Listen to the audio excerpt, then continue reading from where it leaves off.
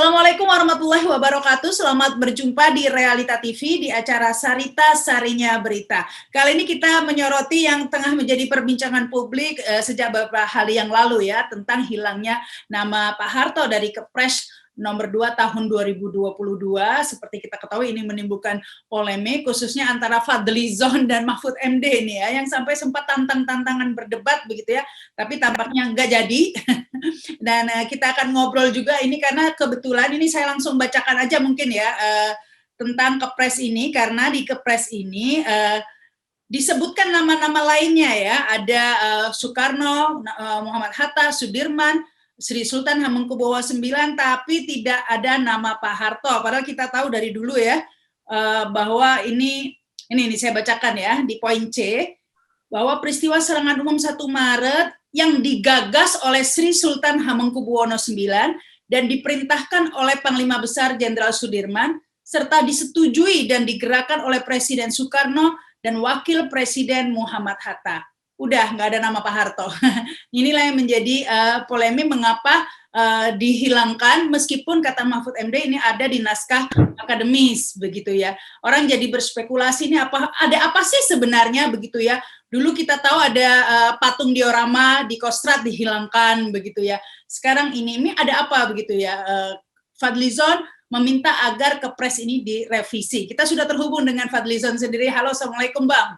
Waalaikumsalam warahmatullahi wabarakatuh. Waduh, ini makasih nih sudah menyempatkan ini gabung dengan kita di tengah kesibukannya, tapi sudah sempat ini enggak debatnya kan sudah ditolak begitu ya oleh tim sejarawan dari yang menyusun Kepres ini, Sri Margona ya namanya ya. Dan ini sudah tidak ada debat lagi begitu, Bang Fadli? Saya kira harus ada upaya lain ya. Upaya-upaya lain, karena kalau orang tidak mau diajak berdebat atas pikiran-pikirannya dan kemudian itu menjadi landasan dari sebuah produk hukum seperti Kepres nomor 2 tahun 2022, menurut saya sebenarnya agak aneh. Ya, karena biasanya intelektual, cendekiawan itu selalu mau mempertanggungjawabkan apa yang telah ditulisnya, apa yang menjadi pikirannya, landasan argumentasinya, tetapi yang ini kok enggak gitu ya, tidak mau membahas itu. Jadi kita tidak ingin sejarah itu dibelokkan. Saya sejak awal mengatakan sejarah ini tidak boleh dibelokkan, dan kekeliruannya cukup banyak di situ. Ya memang selalu argumentasinya di naskah akademik ada, di naskah akademik ada. Memangnya kita ini orang bodoh atau apa? Namanya naskah akademik itu adalah landasan dari sebuah keputusan. Keputusan itulah yang penting, yang akan nanti dikutip oleh para sejarawan, oleh para peneliti, oleh mahasiswa yang bikin skripsi atau apa gitu ya. Jadi ini menurut saya sebagai produk hukum, ini sebenarnya harus ada koreksi. Tapi Bang Fadli pernah baca nggak naskah akademiknya, katanya ada nama Pak Harto disebut 48 kali di naskah akademik, itu benar itu Bang? Naskah akademik itu Kepres bukan? Walaupun sering dikatakan bagian yang tidak terpisahkan gitu ya. Itu kan kayak naskah saja, kayak naskah seminar. Ya, itu yang melandasi itu. Emangnya naskah akademik itu merupakan keputusannya? Kan keputusannya itu ada naskah akademik, kemudian itu yang menjadi landasan dari perlunya keputusan tentang itu. Produknya adalah Kepres begitu ya. Dan di dalam naskah akademik itu sendiri ada beberapa permasalahan, kekeliruan yang fatal menurut saya. Misalnya digerakkan dan disetujui oleh Soekarno-Hatta. Soekarno-Hatta waktu itu bukan lagi kepala pemerintahan. Waktu itu setelah agresi militer Belanda yang kedua pada tanggal 19 Desember tahun 1948, itu telah diserahkanlah ya singkat cerita kepada pemerintahan darurat Republik Indonesia yang diketuai oleh Mr. Safrudin Prawiranegara. Ya, tanggal 22 Desember dideklarasikan di halaman di Kabupaten 50 Kota. Kemudian dibentuklah kabinet, namanya tuh Kabinet PDRI. Misalnya Menteri Luar Negerinya Maramis, Menteri Pertahanannya dirangkap. Kemarin Humas Jogja mengatakan Menteri Pertahanannya Sri Sultan Hamengkubuwono IX. Padahal itu sudah bukan lagi Sri Sultan Hamengkubuwono IX, sudah dirangkap oleh Pak Safrudin Prawira Negara, gitu ya. Jadi kekeliruan itulah yang menurut saya perlu dikoreksi. Justru PDRI yang menurut saya juga tidak ditonjolkan. Selain tidak ada namanya Pak Harto, juga PDRI tidak lagi ditonjolkan. PDRI, Pemerintah Darurat Republik Indonesia, itu seharusnya yang menjadi payung keberadaan kita. Kalau tidak ada PDRI, itu tidak ada NKRI, tidak ada kemudian Belanda mengakui bahwa Indonesia masih ada. Ketika itu kan dikirim berita-berita bahwa kita masih eksis. Syarat negara itu kan ada pemimpin, ada wilayah, ada rakyat gitu ya. Ini pemimpin sudah ditangkap, wilayah sudah diduduki, rakyat tidak melawan. Nah, PDRI ini yang berpusat di Sumatera, khususnya di Bukit Tinggi dan sekitarnya, yang juga ibu kota itu pindah ke sana selama masa pemerintahan darurat itu, di situ dilakukan gerilya perjuangan. Di Jawa juga ada gerilya yang dipimpin oleh Jenderal Sudirman. Jenderal Sudirman itu pun mengakui PDRI dan bergerak dalam konteks koordinasi dengan PDRI, dengan pemerintah darurat gitu. Nah, serangan umum 1 Maret itu berada di dalam kerangka itu. Banyak serangan-serangan yang dilakukan. Kemudian dibuatlah satu serangan besar-besaran yang disebut serangan umum. Jadi konteksnya itu PDRI. Nah, ini kan Bang Fadlizon kan katanya doktor bidang sejarah, ya betul ya, dari Universitas Indonesia. Nah, ketika Sri Margana ditantang debat sejarah oleh Bang Fadlizon, jawabannya adalah udah nulis saja sendiri tentang versinya, nanti saya baca katanya. Ini sudah mau menulis buku tentang ini nggak, Bang?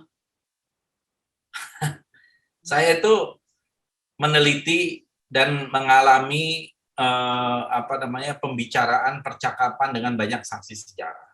Itu menurut saya bukan cara gentleman ya, seorang intelektual, apalagi udah ditantang, itu biasanya nantang balik. Tapi kalau udah kayak begitu, tuh dia mau menghindar namanya. Malah ngasih PR nih, suruh nulis.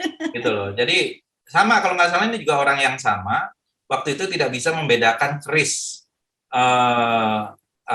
Nogo Siluman dengan Nogorojo. Kan beliau yang mengatakan waktu itu kerisnya di Ponorogo, kalau tidak salah ya, dia mengatakan itu Nogo Siluman, padahal bentuknya aja itu Nogorojo. Itu seperti membedakan apel dengan orange, gitu ya.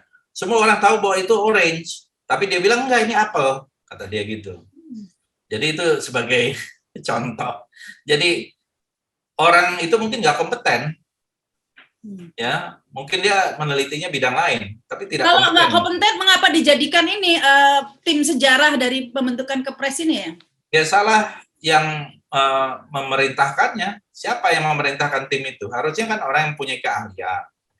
Ya, dan kalau bisa jangan dari buku-buku sekunder. Ya, ada dong ahli-ahlinya buku-buku primer. Saya lihat di dalam daftar pustaka, misalnya Mestika Z tidak dimasukkan di situ. Padahal dia menulis tentang PDRI dan juga masih banyak yang lain. Beberapa sejarawan seperti Anhar Gonggong mendukung pendapat Anda, maksudnya sependapat dengan pendapat Bang Fadlizon ya, beberapa sejarawan. Ya, karena memang itu pendapat yang benar. Itu pendapat orang yang melek sejarah, gitu, yang ngerti sejarah. Saya masih wawancarai Rosian Anwar. Saya wawancarai, ketemu waktu itu dengan Islam Salim, Miriam Budiarjo, saya ketemu. Saya bikin seminarnya bahkan, Pak Sudarpo, Sastro Satomo, Pak Sumitro, Joyo Hadikusumo. Saya bertemu dengan mereka, pelaku-pelaku sejarah itu. Diplomat-diplomat saya ketemu juga dengan Sujatmoko, masih sempat saya bertemu dengan Sujatmoko. Ya. Waktu saya masih SMA malah gitu ya. Dari hasil itu semua konfirmasi peran Pak Harto sebetulnya sentral begitu? Sangat sentral. Ini kan dia mau ngecil-ngecilkan peran Pak Harto, nanti ujungnya kita tahu. Dia akan membelokkan lagi kemungkinan sejarah yang lain. Gitu ya. Karena mungkin ini didasari ketidaksukaan kepada Pak Harto. Karena Pak Harto ini adalah mungkin orang yang berkuasa selama Orde Baru gitu. Kemudian orang yang menumpas PKI, Partai Komunis Indonesia. Nah, ini menarik ini Bang Fadli, karena kan Bang Fadli minta dikoreksi atau direvisi Kepres ini. Sudah ada respon atau dicuekin aja nih permintaan itu? Ya kalau orang nggak berani berdebat, bagaimana kita mau memaksa?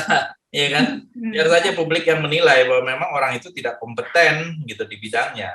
Nah, Dan ini itu bukan ciri-ciri intelektual, itu biasanya ciri-ciri yang ya suka jadi tukang stempel lah gitu. yang menarik ini Bang Fadli minta diluruskan sejarah begitu ya. Karena kalau jas merah jangan meninggalkan sejarah, juga jangan belokkan sejarah juga dong ya. Ya. Nah ini saya ada berita dari CNN ini ya, dimuat tanggal 24 November 2020 sebenarnya. Megawati juga meminta Nadiem luruskan sejarah 1965. Jadi menurut ini bermacam versi. Jadi kalau menurut Bang Fadlizon ada sejarah yang dibelokkan dalam hal ini, tapi dari kubu Megawati juga ada sejarah yang dibelokkan, yaitu di tahun 1965.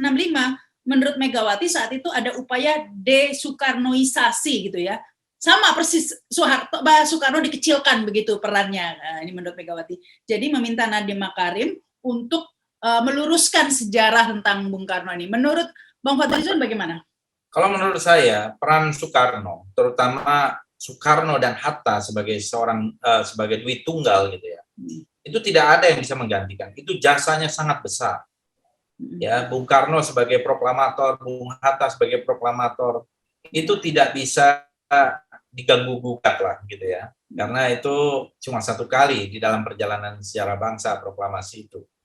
Nah, tetapi kalau ada kekeliruan berikutnya yang terjadi, menurut saya itu harus dijelaskan juga secara faktual. Misalnya pernah diangkat menjadi presiden umur hidup tahun 1963. Apakah itu sesuai dengan konstitusi kita? Ya kan? Kemudian juga terjadi juga kok misalnya pemenjaraan terhadap tokoh-tokoh yang waktu itu tidak melalui sebuah proses pengadilan juga. Mokhtar Lubis 10 tahun di penjara ya gara-gara kritiknya di dalam korannya Indonesia Raya. Ada Buya Hamka, ada Pak Mr. Muhammad Rum, ada Muhammad Natsir, ada Pak Safruddin Prawira Negara, banyak tokoh-tokoh yang di penjara, Yunan Nasution dan sebagainya, terutama dari partai-partai yang dianggap tidak sejalan pada waktu itu. Jadi saya melihat bahwa ini juga harus disampaikan karena orang itu spesifik ini Bang Fadli yang sering menjadi perdebatan tentang peristiwa tahun 65 sendiri, G30 PKI ini ada banyak yang mengatakan ini kan yang menulis sejarah saat itu yang berkuasa kan Pak Harto begitu loh. Jadi di Soekarno itu disudutkan begitu.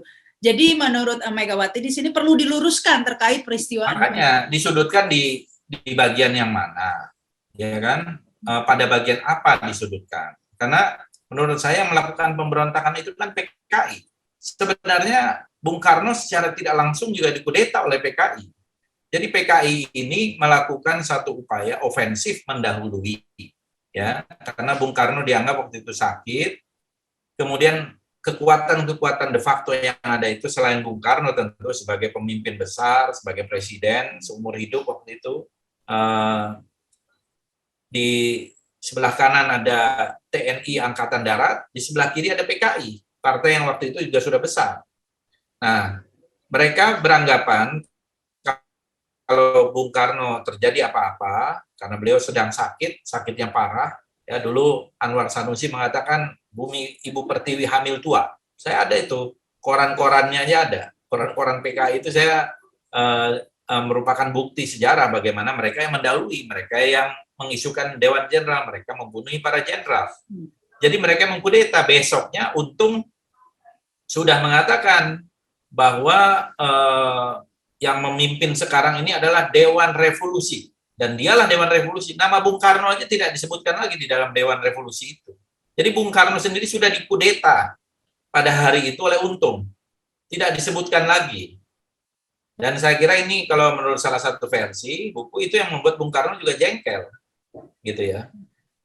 Memang hubungan Bung Karno ketika itu dengan PKI dekat. Gitu. Apalagi kalau kita dengar pidato Bung Karno pada HUT PKI yang ke-45. Tanggal 23 Mei tahun 65. Judulnya itu adalah Suburlah PKI. Ya, judul pidatonya itu. Jadi kalau kita lihat di situ ya orang bisa menilai sendiri. Nah, tetapi saya yakin kok bahwa Bung Karno itu ideologinya bukan komunis. gitu ya. Dia seorang nasionalis. Justru PKI inilah yang memanfaatkan Bung Karno dan kemudian mengkudeta Bung Karno pada tanggal 1 Oktober. Kemudian terjadi perubahan-perubahan dengan cepat ketika itu. Pak Harto adalah orang yang tidak diperhitungkan pada waktu itu, tetapi kemudian mengambil peran yang besar, peran sejarah, dan itulah yang terjadi kemudian bahwa Pak Harto lah yang menyelamatkan Indonesia dari komunisme. Nah, ini yang menjadi perdebatan juga ya. Ini masih di berita yang sama di CNN tadi ya, dengan judul ini judulnya tadi, Megawati minta Nadiem luruskan sejarah 1965 begitu ya. Di situ Megawati merasa mengapa di saat itu benar-benar dilarang ya, sampai buku-buku Bung Karno dilarang. Jadi zaman Pak Harto itu ada desoekarnoisasi, sampai buku-buku disembunyikan, pemikirannya disembunyikan. Jadi yang terjadi sekarang ini kayak balas dendam begitu. Yang terjadi menurut saya dekomunisasi ya, gitu ya. Jadi memang buku-buku komunis itu yang sangat dilarang. Tapi seingat saya buku-buku Pak Harto, buku-buku Bung Karno tetap beredar. Ya, misalnya buku-buku Karno, tulisan-tulisan Bung Karno tidak ada yang dilarang. Di bawah bendera revolusi juga tidak dilarang, ya setahu saya, bukan menjadi buku yang terlarang. Kemudian buku-buku pikiran-pikiran Bung Karno, pidato-pidato Bung Karno juga bukan yang terlarang. Yang dilarang itu adalah buku-buku PKI, buku-bukunya Aidit, buku-bukunya orang-orang Partai Komunis, karena kemudian ada TAP MPRS nomor 25 tahun 66 yang tidak membolehkan itu kecuali kepentingannya akademis dan lain-lain. Jadi menurut saya juga wajar kalau misalnya terjadi di dalam sejarah ya, ketika Stalin berkuasa itu terjadi deleninisasi. Ketika Stalin meninggal tahun 1953 itu Khrushchev melakukan destalinisasi. Kemudian ketika Brezhnev berkuasa juga dia melakukan dekhrushchevisasi. Ya, pemimpin kan biasanya melakukan itu. Tetapi yang saya lihat, kalau kita lihat di awal-awal 60-an ketika itu, justru banyak kelompok kritis, mahasiswa, dan lain-lain, itu yang meminta Bung Karno diadili. Bung Karno di demo dan minta diadili oleh mahasiswa. Saya baca ada Bang Buyung Nasution, ada yang lain-lain. Justru Pak Harto yang menahan itu, dan dia mengatakan itu mikul dhuwur mendem jero. Ya, jadi kekurangan-kekurangan itu dipendam sajalah, kita angkat yang baik-baik. Apalagi menurut saya Bung Karno jasanya tidak bisa tergantikan sebagai proklamator ya bersama dengan Bung Hatta. Nah, jangan lupa PKI juga tidak suka dengan Bung Hatta. Hatta itu selalu menjadi sasaran terornya PKI. Ya, karena Bung Hatta termasuk yang menggagalkan kudeta PKI tahun 48. Maka Aidit dan kawan-kawan itu selalu menjadikan Hatta itu sebagai target. Ya. Nah, Bang Fadli, apa sih yang terjadi saat ini? Apakah ya tadi di saat ini lebih ke desoehartoisasi ya? Karena sebelumnya kan ada patung diorama di Kostrad, dihilangkan juga patung Pak Harto dengan alasan agama begitu ya. Dan kemudian sekarang ini ada Kepres juga yang serangan umum 11 Maret dari SD saya juga sudah belajar ya, identik dengan nama Pak Harto sebenarnya. Tapi kok anehnya nggak disebut begitu namanya. Nah ini sebenarnya apa yang terjadi ini, apa dendam politik ya? Ataukah ada maksud, ada udang di balik rempeyek begitu ya? Karena ada yang menghubung-hubungkan, apakah ini ada hubungannya dengan wacana pemilu diundur begitu? Karena PDIP kan belum setuju nih. Nah, jadi ini untuk mengambil hati biar PDIP setuju, dikeluarkan Kepres seperti ini. Saya tidak tahu latar belakangnya, walaupun kita bisa menduga-duga. Tetapi menurut saya jelas harus dikoreksi, karena ini menyangkut masalah sejarah, menyangkut generasi yang akan datang, yang mungkin tidak sempat bersentuhan dengan tokoh-tokoh atau saksi sejarah ya. Jadi saya berpendapat bahwa ini perlu dikoreksi, dan janganlah sekali-sekali kita memutarbalikkan sejarah, membelokkan sejarah, apalagi menghilangkan sejarah. Ya, kalau menurut Bang Fadli, ini kan orang banyak mengatakan, wah ini dendam politik dan lain sebagainya, begitu ya, dihubung-hubungkan tadi itu seperti yang saya sampaikan. Tetapi kalau menurut Bang Fadli, di dalam perjalanan sejarah kita, selain kasus Soeharto ini, apakah ada peristiwa sejarah lain yang perlu diluruskan atau yang sudah terjadi pembelokan atau pengaburan begitu? Ya, menurut saya yang sekarang ini sedang cukup gencar itu adalah berusaha untuk membelokkan sejarah, terutama tentang peristiwa G30 SPKI. Dimulai dengan istilah itu tidak lagi pakai PKI, pakai hanya dengan G30S. Kemudian film pengkhianatan G30 SPKI selalu menjadi kontroversi setiap bulan September, karena dianggap itu mengaburkan sejarah. Walaupun menurut saya, ya hampir 100% itu peristiwa itu benar. Ya tentu ada dramatisasi, ya karena untuk film gitu ya, tetapi semua pelaku jalan cerita ya kira-kira demikianlah gitu. Lalu juga mereka saya kira ingin menempatkan diri sebagai korban.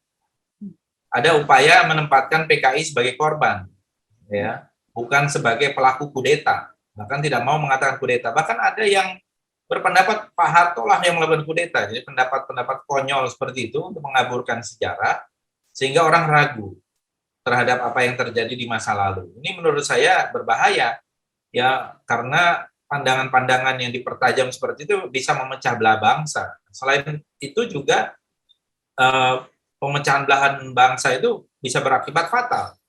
Ya, sebagai contoh misalnya daerah seperti PDRI itu kan terjadi di Sumatera, tidak hanya Sumatera Barat, Aceh, Sumatera Utara, Sumatera Selatan, Lampung. Itu perjuangan rakyat Sumatera seolah-olah mau dinafikan begitu saja. Seolah-olah yang berjuang itu cuma di Jawa misalnya, ya. Itu sebagai contoh menurut saya berbahaya. Tidak berusaha untuk menempatkan pada tempatnya, tidak mengakui misalnya Bukit Tinggi sebagai ibu kota PDRI dan seterusnya. Ya. Jadi itu berbahaya. Tapi kembali ke kasus Kepres ini ya, apakah tidak mungkin, karena di sini disebutkan nama Soekarno dan Hatta ya, beberapa sejarawan mengatakan tidak terlibat sama sekali karena lagi sedang ditahan gitu ya.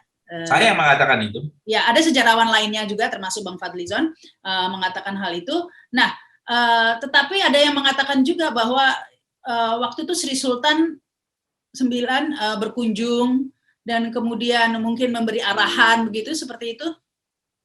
Kapasitasnya sebagai apa? Ya, jadi bangsa kita hampir pecah gara-gara itu. Kalau Sri Sultan berkunjung, lihat aja, cek aja tanggalnya tanggal berapa. Sebelum apa setelah serangan umum 1 Maret. Gitu ya. Kan bisa dicek. Makanya memang para tokoh itu datanglah itu ke Menumbing, ke Bangka, untuk melihat di mana posisinya rumahnya Bung Hatta, tempat tahanannya, dulu ada bekas kerangkengnya, di mana posisinya Bung Karno, dan seterusnya. Jadi itu menurut saya akan jelas siapa saja yang datang. Nah, itu dalam konteks Bangka. Makanya dulu tuh disebut itu namanya trase Bangka. Hampir terjadi dualisme pemerintahan. Karena orang-orang PDRI menganggap bagaimana orang tawanan mau berunding. Ya, mereka tadinya tidak mau pulang dari Sumatera, tidak mau menyerahkan, dan keras sekali penentangan terhadap Soekarno-Hatta. Tapi Bung Hatta menurut saya bijak. Bung Hatta lah yang berusaha reaching out, mengirim delegasi, yaitu Muhammad Natsir, Leimena, Dr. Abdul Halim, ditemani oleh seorang wartawan namanya Agus Yaman, itu datang ke hutan Sumatera mencari PDRI. Semula Bung Hatta sendiri yang datang, tapi tidak tahu di mana. Zaman itu kan nggak ada GPS, nggak ada Sherlock, di mana sih gitu ya. Jadi Bung Hatta juga tidak tahu di mana keberadaan PDRI karena mereka mobile, karena dikejar-kejar terus oleh Belanda. Sampai akhirnya Bung Hatta ke Kutaraja. Saya ingat waktu itu percakapan saya dengan Jenderal Rais Abin, yang merupakan mantu dari Kolonel Hidayat, gitu-gitu, kemudian jadi Letjen Hidayat. Bung Hatta baru tahu bahwa PDRI ada di Sumatera Barat, di 50 kota itu, dari Kolonel Hidayat, gitu ya. Karena Kolonel Hidayat yang berjalan kaki di hutan-hutan Sumatera ribuan kilo mungkin ya kalau dihitung gitu ya. Itu yang memberitahu kepada Bung Hatta bahwa mereka ada di 50 kota pemerintahan darurat Republik Indonesia. Barulah diutus Muhammad Natsir dan lain-lain untuk membujuk supaya ayo kita kembali ke Jogja. Sementara itu Jenderal Sudirman juga tidak suka dengan Soekarno-Hatta, ya, karena mereka memilih jalan gerilya. Sementara waktu itu Bung Karno pernah menjanjikan saya akan memimpin sendiri perang gerilya, tapi tidak menjadi kenyataan. Lalu dikirimlah orang yang paling dekat dengan Pak Dirman, Jenderal Sudirman. Siapa orang yang paling dekat dengan Jenderal Sudirman yang dianggap bisa membujuk? Orang itu yang dikirim oleh Bung Karno dan Bung Hatta namanya Letkol Soeharto. Pak Harto itulah yang dikirim. Mereka naik jeep. Dan ada di belakang seorang wartawan namanya Rosihan Anwar. Dan ditulis oleh Rosihan Anwar reportase ketika itu. Sampai 3 kali Pak Dirman itu diajak, dibujuk, tidak mau kembali ketemu Soekarno-Hatta. Saking jengkelnya gitu dengan Soekarno-Hatta. Nah, akhirnya setelah 3 kali dibujuk dan sudah berhenti rombongan itu, akhirnya mau kembali ke Jogja, ke Gedung Agung bertemu. Nah, pertemuan itu juga digambarkan tegang. Ya, kalau tidak salah yang duduk itu di ruangan itu Bung Karno, Bung Hatta, Pak Dirman, dan Pak Harto. Ya, baru setelah cair dilakukanlah pemotretan. Bukan dilakukan pemotretan, mereka berpelukan. Jadi pelukannya Pak Dirman dengan Bung Karno itu adalah pelukan setelah ngobrol keras, setelah diskusi keras. Boleh dibilang kalau ketika ketemu itu pasti mungkin cemberut lah kira-kira gitu. Jadi ini terjadi dan itu ada bacaannya, ada kesaksiannya. Nah, mereka ini bacaannya apa dan kesaksiannya apa dan bagaimana menuangkannya itu kok tidak tepat di dalam Kepres itu. Menurut saya tidak mewakili suasana zaman ketika itu. PDRI harusnya disebut di dalam Kepres itu karena di zaman Pak SBY bahkan sudah dikeluarkan Kepres tentang bela negara yang dijadikan Hari Bela Negara pada tanggal 19 Desember. Saya masih ingat waktu itu 19 Desember 2006 karena itu mengikuti peristiwa PDRI. Ya, tapi Bang Fadlizon, itu kan menurut pendapat Anda begitu ya. Sementara kalau menurut pendapat Mahfud MD mengatakan loh kebenaran sejarah itu kan nggak ditentukan oleh Fadlizon katanya. Gimana dong? Ya, itu kan bagaimana saya menanggapi orang yang tidak punya argumentasi ya. Memang bukan saya yang menentukan. Yang menentukan itu adalah kita semua yang berhak menentukan itu ya kita semua. Nah, tetapi orang yang mempunyai pengetahuan yang maju ke depan, mana buktinya, mana dukungan data dan faktanya gitu. Jadi jangan hanya maunya saya begini atau menurut saya begini, tapi tidak punya data, gitu. Jadi itu kan menurut saya jadi fiksi. Ya tapi seandainya ini tidak digubris begitu, artinya tidak dikoreksi Kepres ini karena ngotot mengatakan bahwa udah ada kok di naskah akademik 48 kali, tapi naskah akademiknya sendiri kok kayak nggak di-share ya. Saya sebenarnya nggak baca ya, nggak banyak di-share, yang banyak di-share di media tentu saja Kepresnya karena keputusannya begitu ya. Jadi jika ini tetap tidak dikoreksi, nah ini bagaimana selanjutnya, langkah selanjutnya Bang Fadli? Ya menurut saya tidak harus saya. Orang-orang yang merasa dirugikan gitu ya, seolah-olah kok cuma saya doang itu, nanti saya dianggap nyinyir gitu. Padahal saya merasa bertanggung jawab. Untuk apa sih saya ngotot? Tapi saya merasa bertanggung jawab karena ini menyangkut masa depan bangsa, gitu ya. Jadi harus kita menyatakan apa adanya, ya. Jangan kita tahu tapi kita diam karena takut, karena nggak enak, gitu. Apalagi ini menyangkut masalah sejarah. Kita ini berutang pada para pahlawan bangsa kita ini. Saya tidak ingin pengetahuan saya itu nanti saya juga ditagih. Padahal saya tahu tentang peristiwa ini, saya meneliti tentang ini. Nah, tapi saya sudah sampaikan. Nah, kalau jalan lainnya menurut saya bisa saja ada yang melakukan judicial review kan terhadap Kepres ini, bisa saja dilakukan ya ke Mahkamah Konstitusi atau ke Mahkamah Agung ya yang bisa dikaji oleh ahli-ahli hukum. Tapi meskipun Anda tadi menolak bicara tentang motif atau latar belakang dikeluarkannya Kepres ini, tapi tadi Anda sempat mengatakan bahwa ini kan maksudnya membelokkan sejarah, nanti akan ke depannya ada sejarah-sejarah lain yang dibelokkan. Jika kemudian ini yang terjadi, bagaimana nasib ke depannya, sejarah kita ke depannya? Karena misalnya kalau peristiwa PKI begitu kan, saksi-saksi sejarah kemudian kan pasti banyak yang sudah meninggal. Demikian juga serangan umum 11 Maret ini lama-lama juga saksi sejarah juga habis begitu. Jika ini kemudian dibelokkan, tentunya kebenaran akan semakin sejarah sebenarnya semakin tidak bisa diketahui. Ya itu yang berbahaya.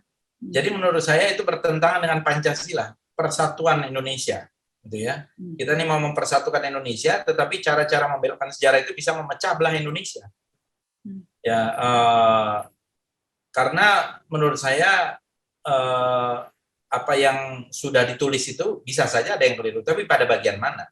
Tapi kalau kemudian orang berkuasa, sejarah kan bisa berganti-ganti terus dong. Nanti kalau yang berkuasa satu hari misalnya kelompok A, dia akan menulis versi A. Nanti yang berkuasa kelompok B, dia versi kelompok B. Kemudian versi kelompok C. Mau jadi bangsa apa kita? Gitu. Nah, ini yang menurut saya sangat berbahaya tadi. Tapi bukankah hal itu yang memang kerap atau wajar terjadi ya, bahwa seorang penguasa lah sebenarnya yang menentukan sejarah? Ada pepatah yang mengatakan, history is always written by the winning general. Sejarah selalu ditulis oleh jenderal yang menang. Ya, ada pepatah seperti itu. Dan ada benarnya juga mungkin bahwa sejarah itu ditulis oleh mereka yang menang. Karena kalau yang kalah ya biasanya jadi pemberontak. Tapi kalau pemberontak itu menang, dia jadi pahlawan. Lawannya itu yang menjadi pengkhianat. Kira-kira begitu ya. Tetapi kita ini kan, bangsa kita ini sudah menjadi dan menuju bangsa yang modern. Latar belakang kita ini banyak gitu. Dan kita yang tahu bahwa kejadian yang sesungguhnya juga kurang lebih seperti itu. Apa yang ditulis selama ini menurut saya mungkin ada saja hiperbola, ada yang kultus individu, tetapi menurut saya pada dasarnya garis besarnya ya seperti itu. Terkait dengan serangan umum 1 Maret maupun terkait dengan G30 SPKI. Seandainya ini dibiarkan saja begitu ya, tidak ada yang judicial review, akhirnya ya sudahlah, Kepres ini diterima dengan kondisi seperti ini, dengan alasan ada di naskah akademik begitu ya. Apakah ini menjadi presiden ya ke depannya nanti, bahwa ada fakta-fakta sejarah lain yang kemudian berusaha dibelokkan ke depannya potensinya? Menurut saya bisa terjadi. Lihat saja itu kamus sejarah yang dibuat oleh Kementerian Pendidikan dan Kebudayaan. Dalam kamus sejarah itu yang banyak ditonjolkan justru tokoh-tokoh PKI. Ya, bahkan Kiai Haji Hashim Asy'ari aja tidak masuk di dalamnya. Ya, betul. Ya, tokoh-tokoh Islam yang lainnya cuma sedikit. Tapi pembahasan tentang PKI begitu detail. Aidit dan lain-lain itu detail. Nah, ini apa maksudnya coba? Nah ini, waduh, kalau dilihat ini meskipun tadi kita bisa setidak-tidaknya mengambil kesimpulan ini arahnya kemana ini, Bang Fadli? Ya, bagi yang berakal pasti bisa mengarahkan itu. Bisa mengambil kesimpulan itu. Karena ada beberapa peristiwa, saya juga ingat itu ya, banyak NU semua protes ya ketika Kiai Haji Hashim Asy'ari tidak disebutkan di kamus sejarah, kemudian disusul lagi ada diorama, dan yang terakhir ini, jadi ada beberapa peristiwa ini ya. Ada yang mau menulis ulang sejarah kita dengan versinya dia. Gitu. Anda melihat dan ini menurut saya sangat berbahaya. Dan kita tahu siapa orang itu. Oke, kita tahu, Anda tahu, saya tahu. Dan mungkin Anda juga tahu ya, langsung tulis saja di komen. Terima kasih Bang Fadli ya sudah berbincang. Terima kasih. Bisa juga nulis pendapatnya di komen begitu ya, dan juga jangan lupa subscribe. Saya Rahma Sarita, sekali lagi terima kasih Bang Fadli, terima kasih yang sudah menyaksikan tayangan ini. Wassalamualaikum warahmatullahi wabarakatuh. Waalaikumsalam.